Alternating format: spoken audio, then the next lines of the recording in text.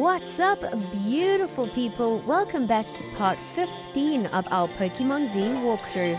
In the previous episode, we had an absolutely crazy one. We explored a creepy area that was kind of taken over by the hunters. We also explored a sewer system and eventually figured out a little puzzle to come out in a house. We found out Team Azoth was up to no good, and we met another member of their team whose name was Genos. Genos was like a spy assassin. He likes to hide in the shadows. He ended up poisoning all of us and paralyzing us so we couldn't move. And he started attacking Melia and her Pokemon.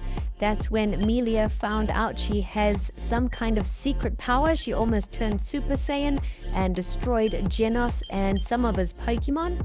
So it was absolutely mayhem. If you guys missed the previous episode, do go back and give it a watch. In today's episode, we've just arrived at Camphrier town, which looks like a more peaceful place. The town is quite small and it does have some hunters training here, but the hunters seem to be okay. They don't seem to be causing all that many problems. And there are a couple little areas we can explore around Camphrier town. We've also just spotted a battle arena, so there might be another Regent leader for us to face. I'm hoping there is, and we can actually take them on and get another gym badge. But let's get to exploring in Camphrier town. We've just entered one of the bigger buildings, and it looks like you can do some training here. So finally, that's going to make things a lot quicker. As you can see, you can buy all the different kinds of belts and power items. Those will help speed up your Pokemon when you are training them so that their EV and IV points will grow quicker. And there are two trainers here to take on the left and right, depending on what stats you want to focus on. So I do recommend you go and buy a power belt or one of those power items for whatever stats you want to max out, and then come and battle whoever you want to battle to get that specific stat boosted. As you can see, we just defeated Pidgeot, which would boost your Pokemon speed stat. So now you can really strengthen up your team a whole lot quicker. It's definitely a milestone in the game, so we are going to probably come back to this little town often as soon as we get a new Pokemon and we need to train it up. I am also not sure how to clear your EV points yet, so we'll have to try and figure that out. I haven't really looked at things too well. But now we've just entered the battle arena and we're going to try and take on the 6th Regent leader. Apparently it is a poison type specialist, so I don't know how our team is going to fare against that. And there's a bit of a puzzle here, so you can go through 3 different entrances. You can go through the left, middle, or right, and there is someone that's giving you a clue, but sometimes she's truthful, sometimes she's not. So we're just going to try and enter random doors and see where we end up eventually. Hopefully we can make our way through this puzzle and battle the 6th Regent leader. Then we will be halfway through the game because apparently there are 12 Regent leaders to take on. In the last episode, our Haunter also evolved into Gengar and our Braixen evolved into Delphox. So our team is quite a bit stronger. And in this little area of the puzzle, you can actually catch Gengar here. So if you've been wanting to add a Gengar to your team, do spend a bit of time there. You will also come across this Pikachu who will often poison your Pokemon. So that's not ideal. We might have to use a Pokeball before taking on the Regent leader. But I do think your team gets healed up normally. But I think with this little puzzle, it might not be the case. We continue on and try different doors and proceed forward, and I'm hoping we're getting near the end of this because it's taken quite a while. And yes, it looks like we have reached the final room and we've met the gym leader whose name is Belladona. We actually met Belladona in the previous episode down in the sewers, and she also helped us battle against Team Azoth. So she is one of our allies, and she is known as the Deadly Thorn because she is a poison type specialist. But let's get this battle under wraps. It looks like her first Pokemon she has sent out is a level 52 Glamora, and she's been healing it up to try and keep it in battle. She has now swapped it out and sent out Crobat. We have our Gengar up front, and Gengar has just knocked out Crobat. So So it looks like we are off to a good start. But the next Pokemon she has sent out is a Dupla. It's a brand new regional variant. I've never seen this Pokemon before, but luckily we knocked it out fairly easily. We also knocked out her Glamora, so we've knocked out 3 of her Pokemon already, and our Gengar is still at full HP.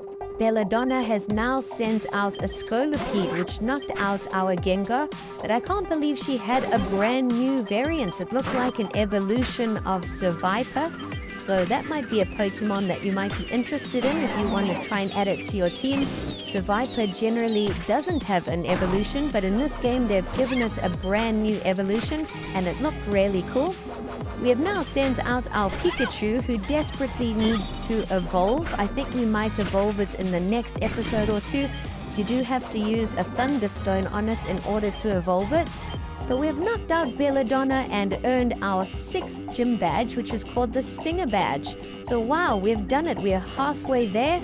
And she also gifts us a TM Sludge Bomb and a few other items to help boost up our Pokemon stats. After that, we leave the arena and now we can explore some of the surrounding areas around Camphrier town. And more importantly, Belladonna has just given us the Lumio's key. As you all know, we are trying to head to Lumio City, which is supposed to be the biggest and most important city in the game. So I'm hoping we can arrive there in today's episode. We'll just have to see how things go. But now we are exploring an area to the west of Camphrier town. It looks like it's a little cemetery. We picked up 1 or 2 items and now we have headed down south, which looks like a farm area. There are a whole bunch of berries here to pick up. So if you do want to stock up on berries, now is the time. There's also a hunter and a person to speak to on the bottom right.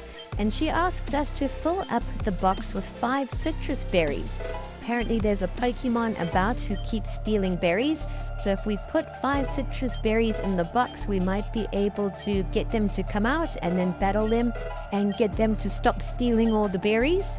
We collect a few more berries ourselves. I'm not sure how many of those specific berries we have, but we also have a house here, and there is also a person selling berries. So you can go and buy some berries from that person.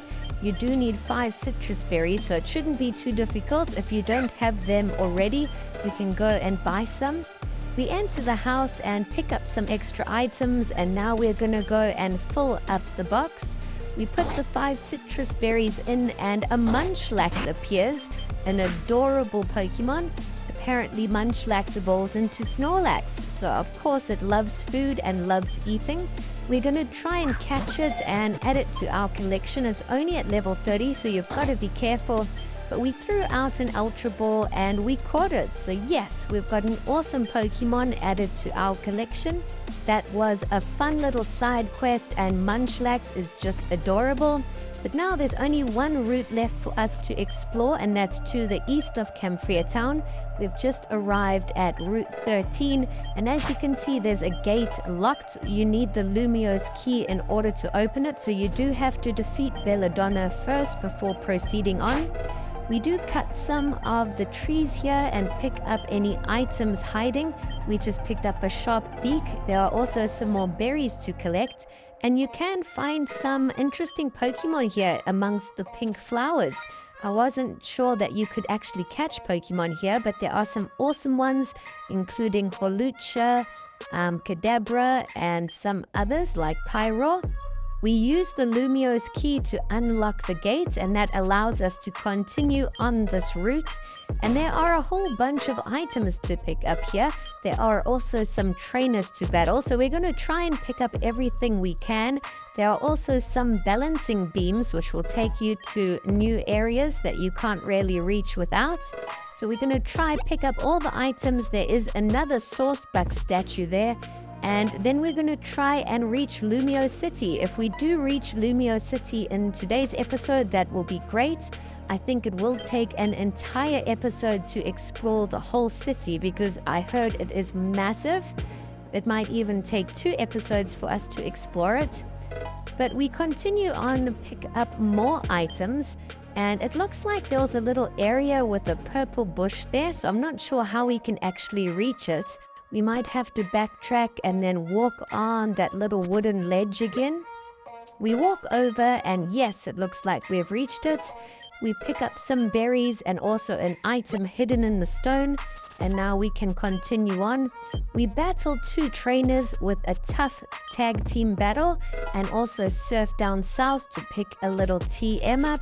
And now we continue on. It looks like we have reached the entrance to Lumio City.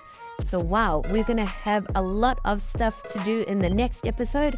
You're not going to want to miss that. It's going to be absolutely jam-packed. We collect the last few items and berries and things before we try and enter into Lumios. But then Melia catches up to us and it looks like she wants to test out her team. So she tells us if we enter Lumios, we can take her on for a battle. We enter Lumio South and find a Pokemon Center, so we do go and heal up our team before we do anything else. And then I think we should go and take on Melia. That will be a nice way to finish off this episode. So we go outside and chat to Melia and she's down for a battle. I'm curious to see how strong her Floetta is now because it did kind of change forms in the last episode when she unlocked her power. So Floetta is her first Pokemon and it's at level 54. We have sent out Gengar up front. We're trying to put Floetta to sleep and then use Dream Eater on it. It seems to be an amazing strategy because we cause a bit of damage and also heal up some of our HP. And Melia's trying everything to try and keep Floetta in battle. She's used a couple potions, but we just keep putting it back to sleep and Gengar has finally been knocked out. We sent out Pikachu next and Pikachu attacked first and finished off Floetta, and now she has sent out her Greninja. As you can see, it's a brand new regional form. It's a water and psychic type. Our Porygon Z knocks out Greninja, and now she sends out Mashana. So our Porygon Z might be able to finish off her Mashana too, and it does. And now her final Pokemon is Jolteon. So it looks like her Eevee evolved into Jolteon, and her team is looking really strong.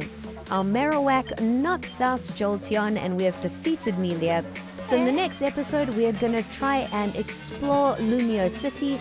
And some kid also just stole from Melia, so we're going to have to go and follow that kid too. But that's all it's going to be. Thanks for watching.